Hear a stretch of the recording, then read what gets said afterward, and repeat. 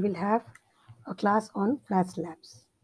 Flat slabs I have divided into two parts. In the first part, I will discuss the details, the background of the design of flat slabs. What are the recommendations by IS 456 for the design of flat slab? We'll see how to find the bending moments in the flat slabs. We'll see what is a flat slab, what are its components, how to distribute the moment, how to proportionate the flat slab, all these details we will see in the first unit. And we also will see what are the IS 456 recommendations with regard to the flat slabs. So first of all, what is flat slab? What is flat slabs? You might have seen in the general frame constructions, it will be of columns. The components of a frame system will be column, beams and slabs. So any general construction, if you see, these components you will find in a frame. But however, it is possible to undertake construction without providing beams. Without providing the beams also, we can construct a frame. We can remove the beams. Without beams, we can have a frame. Okay. In such cases, the frame system will have only columns and slab without beams. These types of slabs is called flat slab. A slab without beam directly resting on the column. Such slab is called as a flat slab. Now why this flat slab name has come is the behavior of this flat slab resembles to the bending of a flat plate. It resembles similar to the bending of a flat plate. So that is why we are calling it as a flat slab. So a slab without beam is called a flat slab. Now coming to the components of the flat slab system. Components of a flat slab system.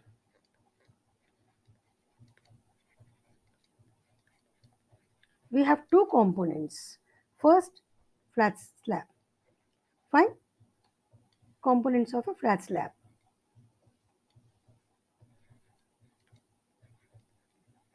We have two components. First, drops. First is, you can say drop or drops. Okay. So what generally happens in the flat slab design is, like as I said you, flat slab directly rests on the column. So if this is a slab, generally near the column, the slab thickness is increased like this. So if this is a column, near the column, or I can say near the support, the thickness of the slab is increased. That is called as a drop. You can see. Suppose this is 150 mm, for example. Then this may be something more than that. So the thickness of the slab is increased. Such that is called as a drop. So this is your drop.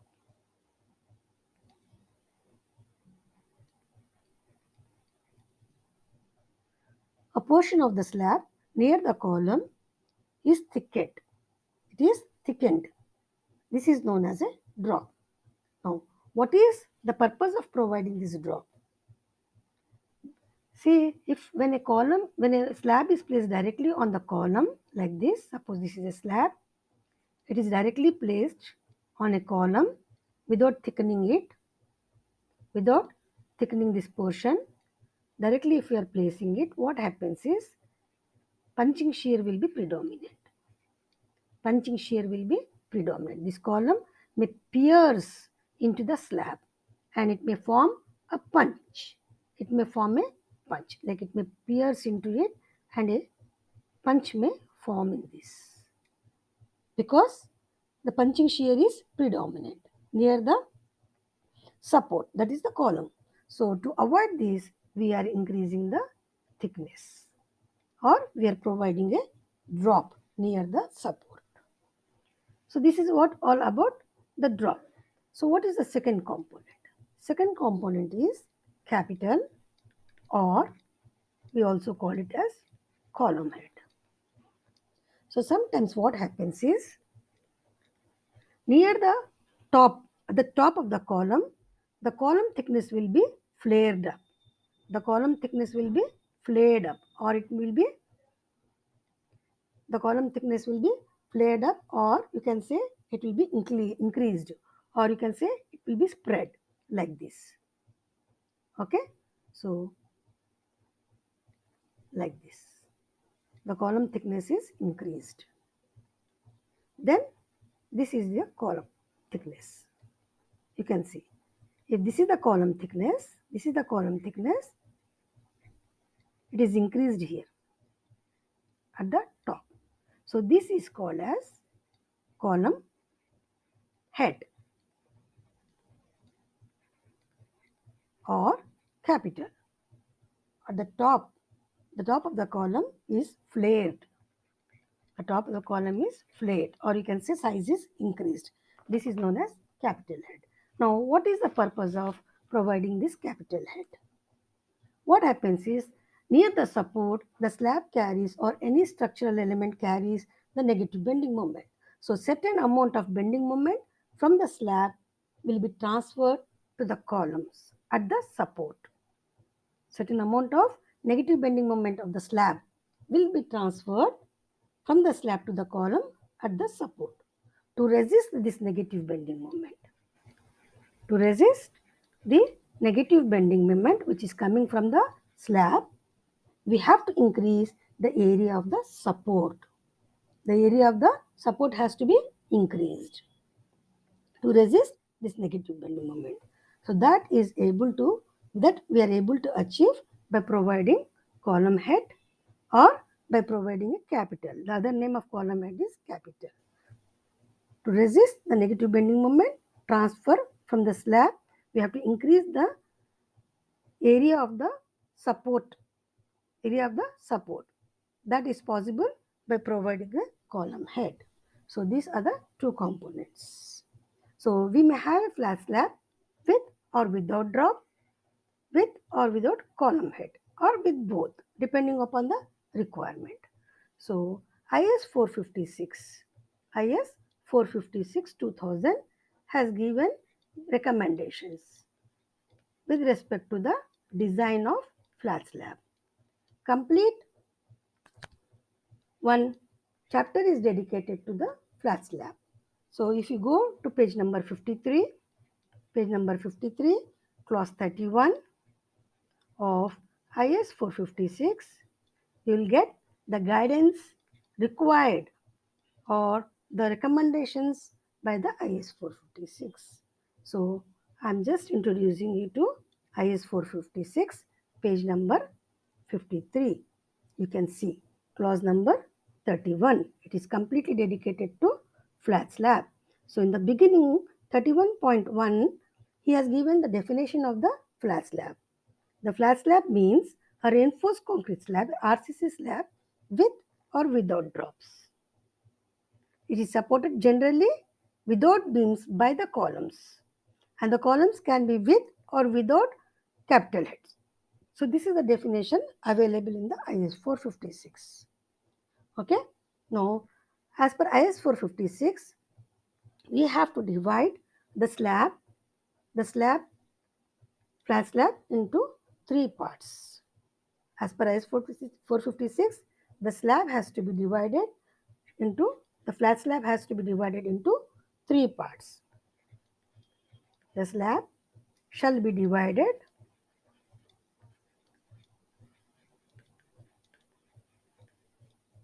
into three parts. So first is column strip. Column strip. You'll find everything in the code. Second is middle strip.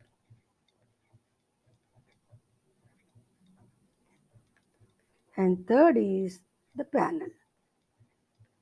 So to understand these components, before looking into the IS 456 clauses, I would like to show you what the actual meaning of these components. So I am drawing a center line diagram of a slab system. Okay, this is the center line diagram.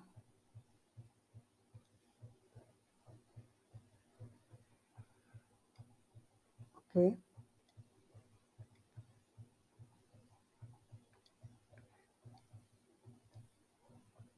So let us begin. Suppose this is my column. The column can be circular or the column can be rectangular. One column.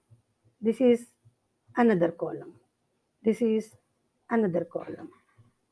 This is another column. So this is the central line diagram. So I'm just drawing you the flat slab system central line diagrams. So I can say, okay, so this is another column, this is another column, this is another column, this is another column.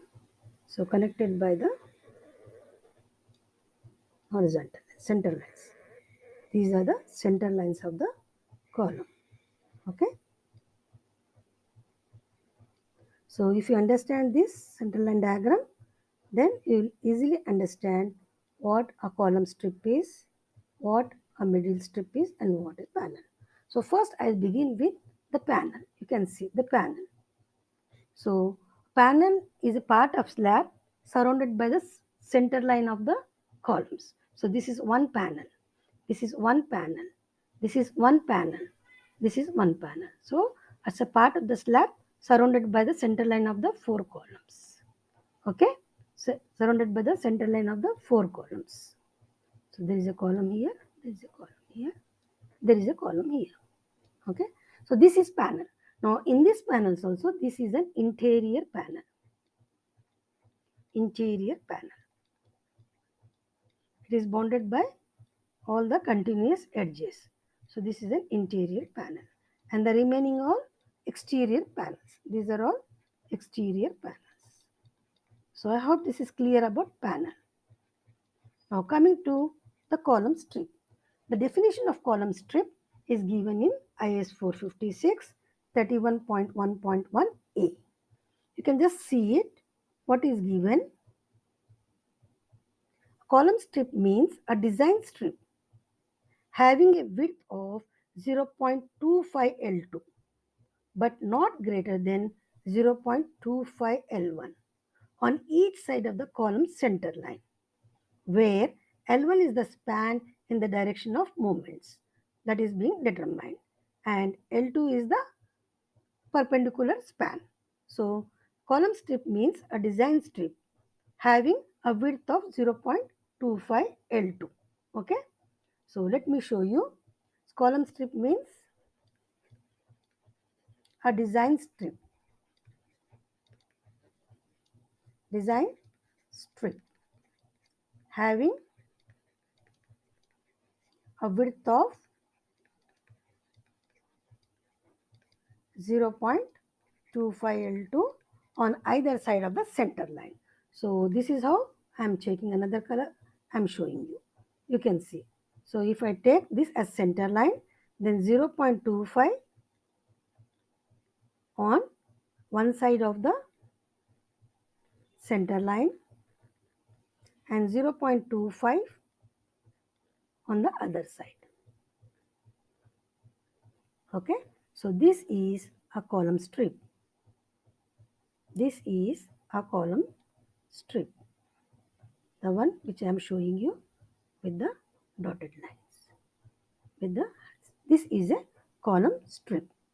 Okay, whose width is, this is 0.25 L2 and this is again 0.25 L2.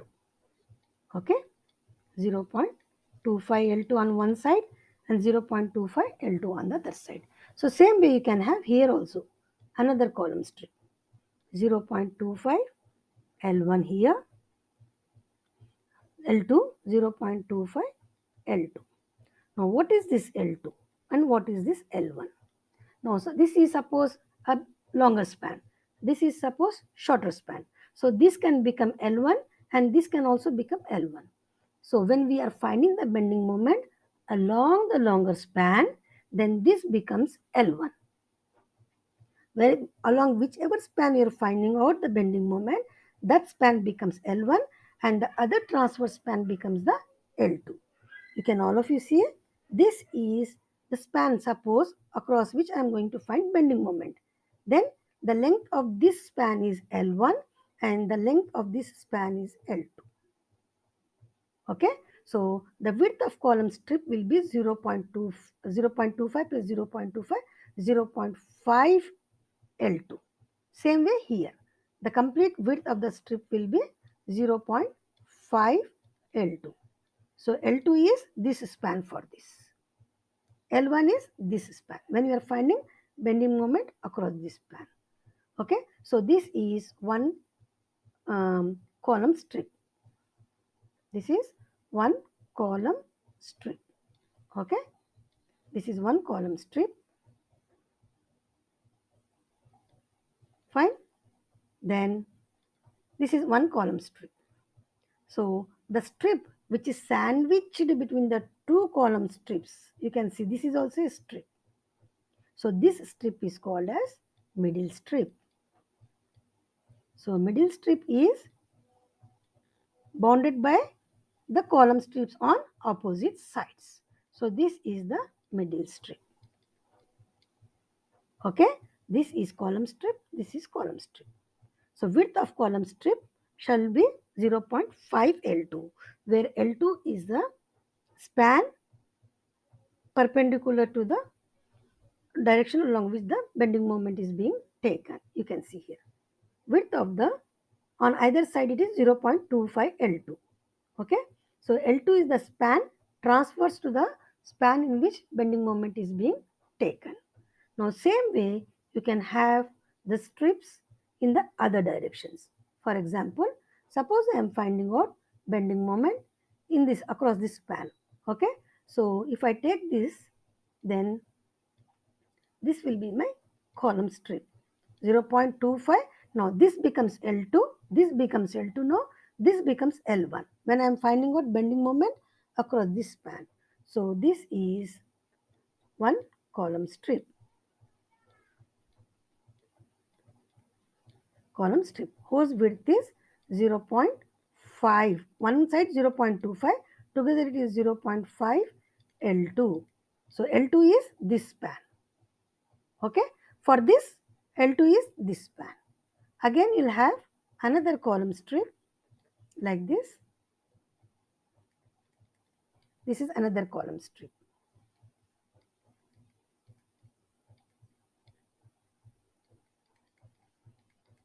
And this will be middle strip. This will be middle strip. So middle strip is the sandwiched strip between two column strips. Fine. So this is how we get. Now what is column strip? Just now I have shown you. So when you are taking this span, L2 will be this one, and when you are finding moment across this span, then L2 will become this way. Okay, so all these are given in 31.1.1 class. So now we know what is a column strip, what is a middle strip, and what is a panel. Okay, now coming to the next part of our lecture discussion on flat slabs. So now we will see proportioning of flat slab. Proportioning of flat slab.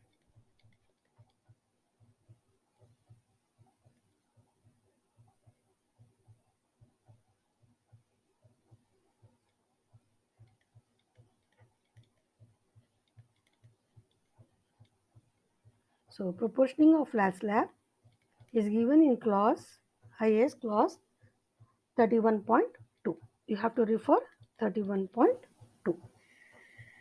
Proportioning of slab. Okay. So as if you go back to 31.2.1 on page number 53 only, here. Proportioning. What is the thickness of flat slab? The thickness of flat slab shall be generally controlled by the consideration of span to effective depth ratio given in clause 23.2. Okay. So first proportioning is how much should be the thickness of flat slab. So as per IS 456 2.1, the thickness of flat slab will be governed by the clause 23.2 of IS 456. So if you remember or if you check, IS 23.2 says that span to effective depth ratio from stiffness consideration, that is from deflection consideration, shall be equal to 7 or 20 or 26. 7 if the slab is cantilever. If the slab is simply supported, it's 20. Okay, then if it is continuous, it is 26. So we have to initially fix up the thickness of the slab based on IS 456 deflection or stiffness consideration. Okay, so if the slab is continuous slab, then span by effective depth shall be 26. Always, because for a slab you'll have two dimensions. One is bigger span and another is a shorter span. So always span means the bigger one. We have to take it as bigger one. Now, suppose if the slab is provided with a drop, okay, if slab is with drop, this clause is applicable. If the slab, for the flat slab with drop, for flat slab with drop, this clause is applicable. So sometimes we may have flat slab without drops.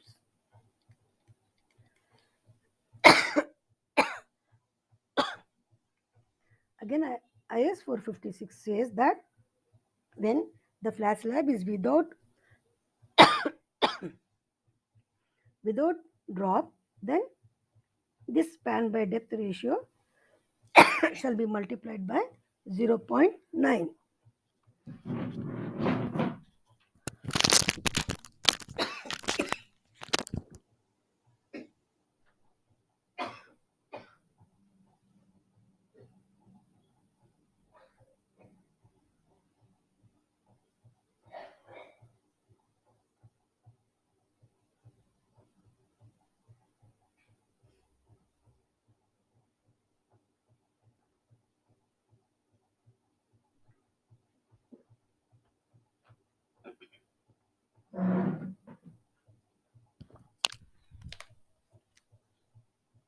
Excuse me.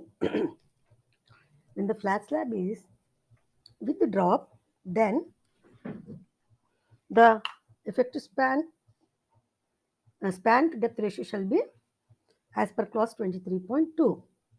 But when the slab is without drop, the value shall be multiplied by 0.9.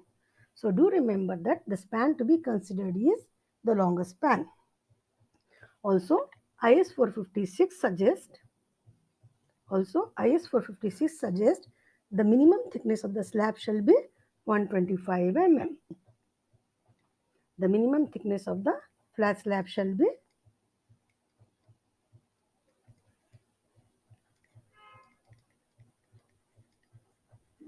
not be less than 125 mm.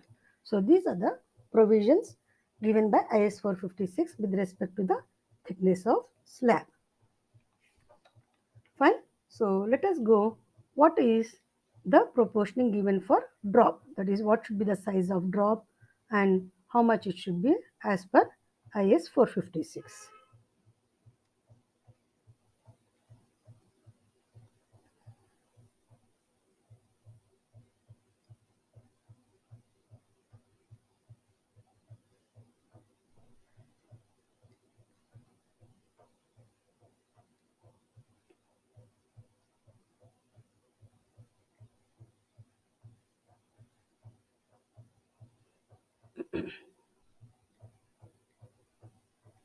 The drop 31.2.2, the drop when provided shall be rectangular in plan. The drop shall be rectangular in plan, whose dimensions and having a length in each direction not less than the 1/3 of the panel length in that direction.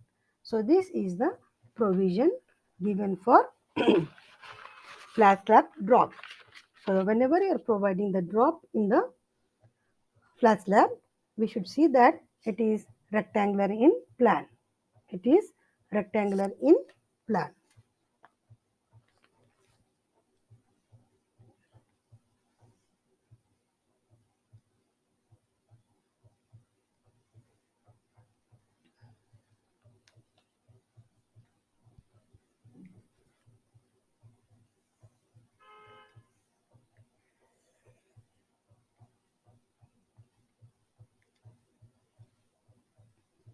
First point given by IS is drop should be rectangular in plan.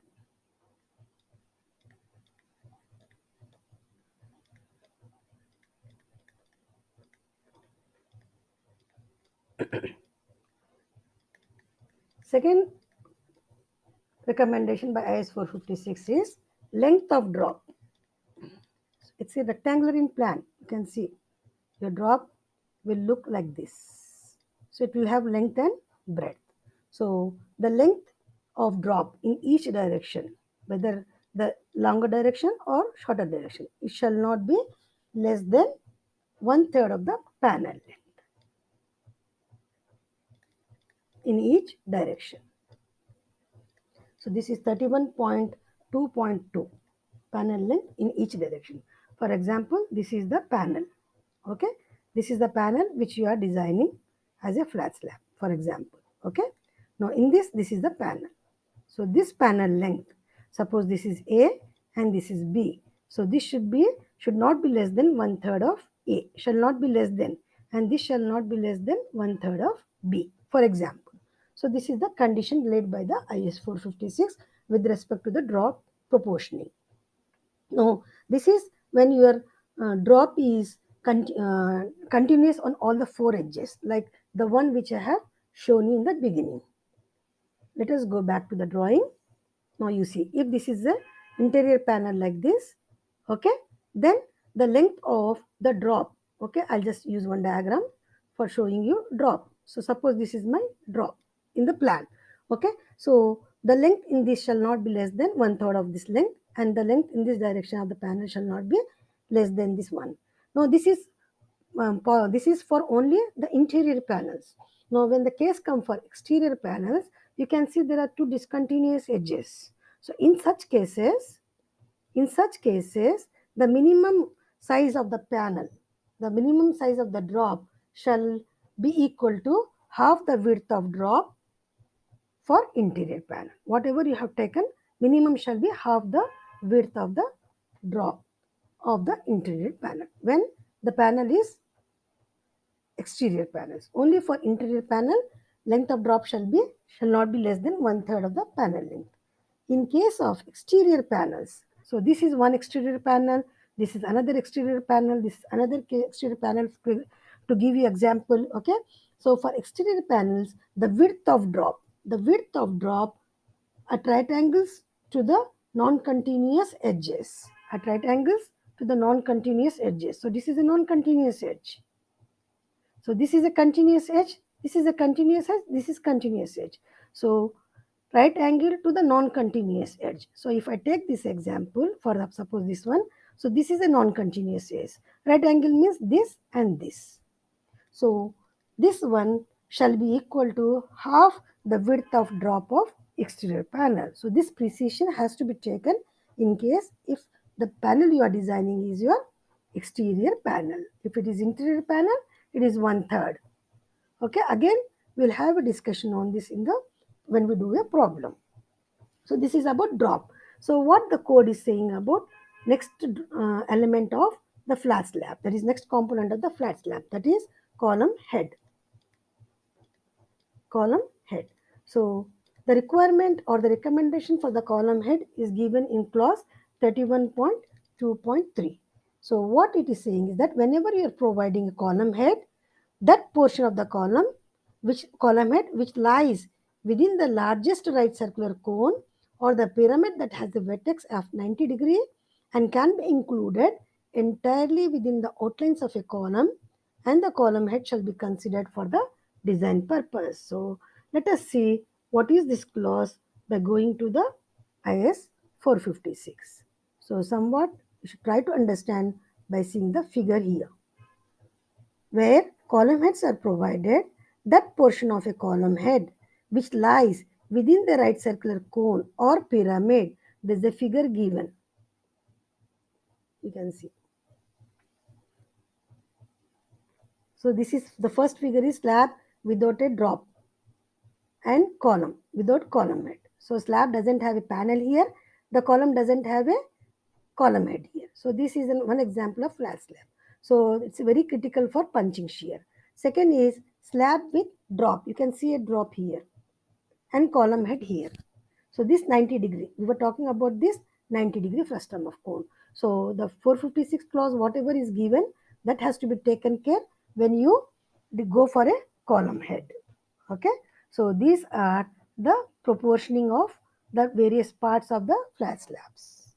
Coming to the next topic, it is methods of analysis and design of flat slab. Methods of analysis and 31.3 you can see. Methods of analysis and design of flat slab. Okay. It shall be permissible to design the slab system by either direct design method or by equivalent frame method. That means we have got two methods of designs.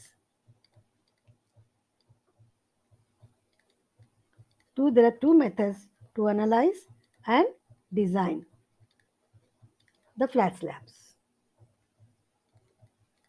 So as per IS 456, again there is a recommendation for and recommendation as well as explanation why, how, all this in your IS 456. Fine. So we have two methods. One is direct design method. Direct design method. So in short, DDM also we can call direct design method. And second method is equivalent frame method. Equivalent frame method. So most popular is direct design method, and we will also see what is this direct design method, what are the clauses given by the IS 456 with respect to the direct design methods. And in my next video, second part of my video, I'll solve I'll design a flat slab using a panel of a flat slab using the direct design method. So to know more about direct design methods, we have to follow the clause 31.4. So let us go back to IS 456 31.4. Even this is, you can see here we have 31.4 clause as per this one. So 31.4 it's here. Direct design method. So whenever you want to adopt direct design method, okay, for the design of flat slab, you should have fulfill certain conditions to use that method. If you want to use direct design method, you have to satisfy certain conditions, or there are certain limitations for the use of direct design method. So what are these? The first condition is that the slab shall have minimum 3 continuous spans in each direction, minimum 3 spans. The one which I have drawn is also 3 spans, you can see. Which I have drawn is 3 spans. So let us see 1, 2, 3. There are 3 spans. So minimum, if you want to use the direct design method, then you are supposed to have minimum 3 span in both the directions. Then second, it is permissible to offset columns to a maximum of 10% of the span. So when you want to take projections beyond the column, offset, that is called as, you'll have permissible of maximum 10% of the span. Suppose the span is 5 meters. 5 meters means 5000 mm, then 10% of 5000 will be 500 mm. So maximum you can go for 500 mm projections beyond the column, that is offsets. Okay.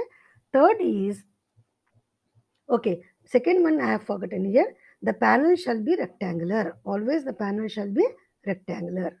And the ratio of longer span to shorter span shall be less than 2. Then only you can apply direct design method. First, if it has more than 3 span, you can apply. Second, if the span to span direction is longer span to shorter span is less than 2, then you can apply the direct design method. And third, that you can go for a 10% offset from the column if you require it in the direct design method. Then another important point which I will like to tell you is this one.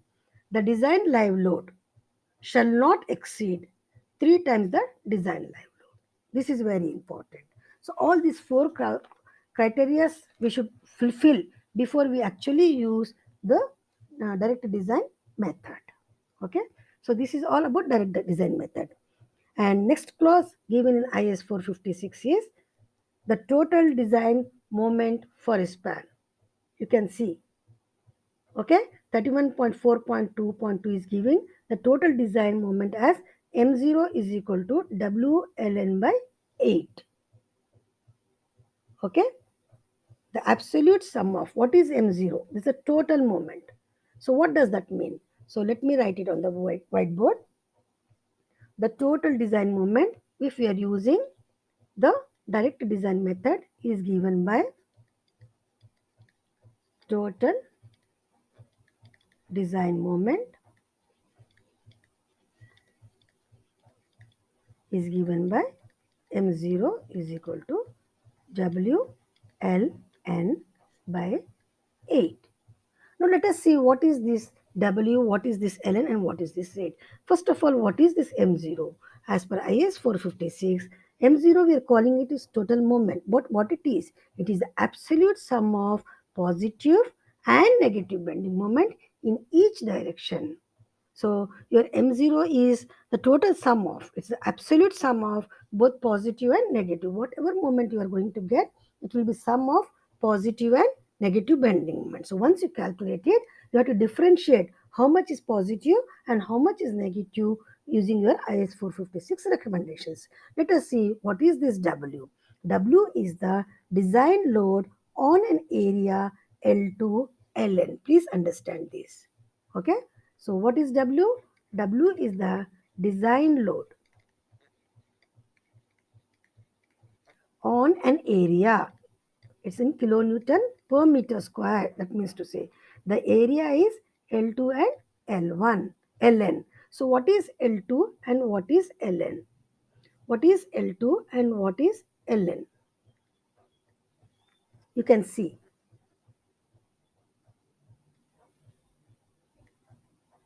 L2, length of the span transfers to L1. What is L1? Length of span in the direction of bending moment. As I said, you suppose I am taking bending moment along a longer span, then that will be your L1. The transverse to it will be L2.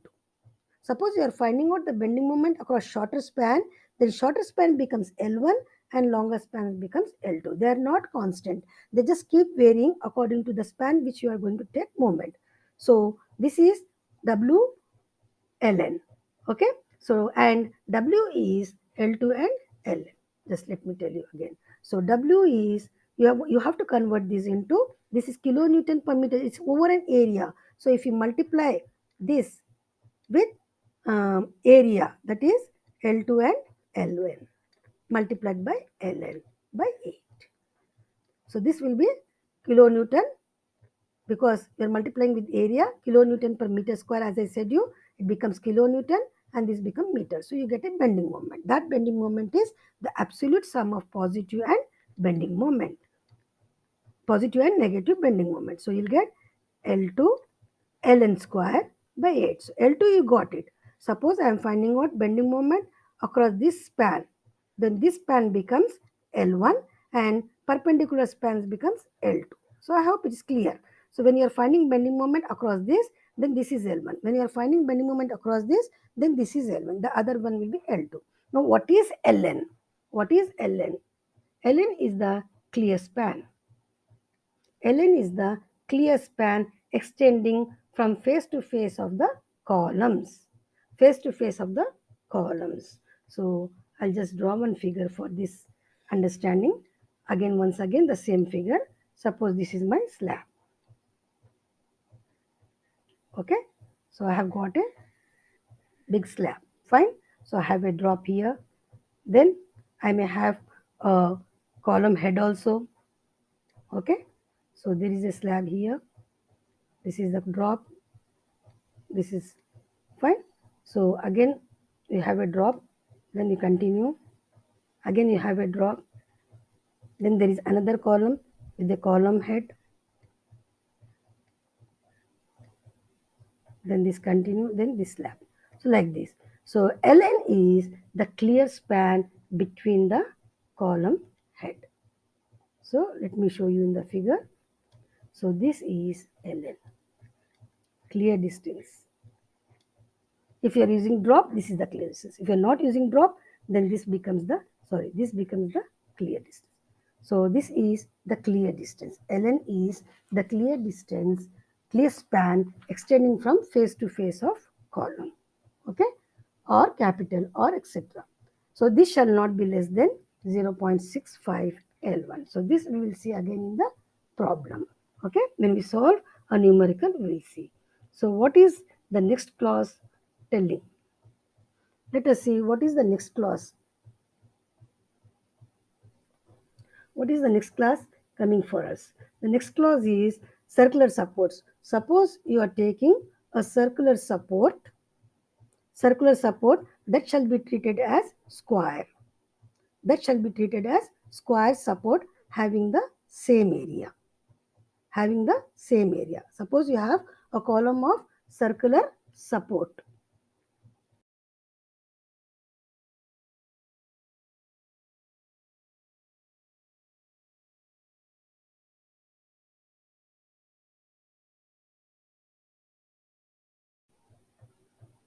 Okay.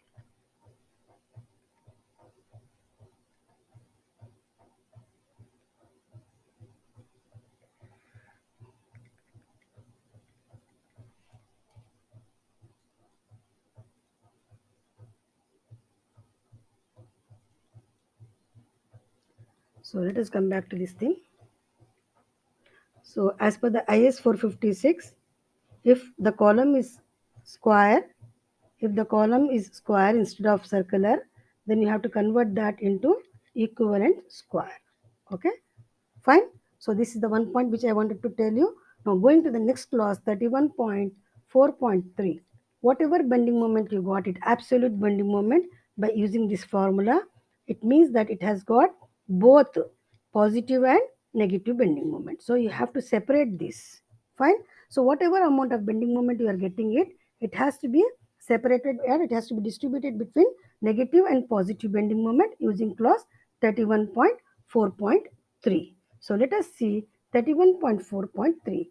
So the bending moment what you obtain using the above formula, okay, in that the negative bending moment will be 0.65 times of the M0 and positive bending moment will be 0.35 times of the M0. Fine. So whatever M0 you get, negative bending moment will take the major part. So it will be 0.65 times of 0.65 times of this one. And positive bending moment as per IS 456, it is 0.35. Remaining bending moment will be positive. So once we obtain or once we separate this bending moment from the total bending moment has been distributed into negative and positive. Once this is done, we have to do this is, and again this is only applicable to interior panel. This is applicable to only interior panel. Suppose the panel is exterior, then again if you have to go to the another clause, this clause. In case of exterior panel, you have to find out the negative bending moment will be 0.75 minus 0.10. This is the negative bending moment. And positive bending moment is given by this one. This is in case of end panels or exterior panels. Okay. Now what is this?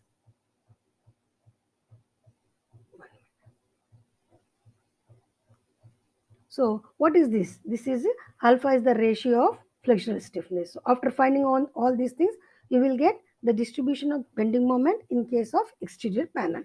Interior panel, it is very cut and clear that whatever bending moment you are calculating using this formula, you have to just make it 0.65 for negative and 0.35 for positive bending moment. So once you obtain that bending moment, fine. Once you obtain this bending moment, negative bending, for instance, let me take it as 0.65 of M0. This bending moment, whatever you are getting value, that is 0.65 mu, this has to be distributed among column strip and middle strip, because you are dividing the slab into strips, column strip and middle strip. So this bending moment, whatever you got it, negative bending moment, this bending moment has to be divided amongst column strip and middle strip. So how much is column strip? Again, as per IS 750, IS 456, the negative bending moment for the column strip shall be 75%. Whatever value you get this one, 75% of that should go to the column strip and 25% should go to the middle strip. You have to distribute the bending moment. So ultimately you'll get what is the negative bending moment in the column strip and what is the negative bending moment in the middle strip. For those bending moments, you have to design the steel. Okay.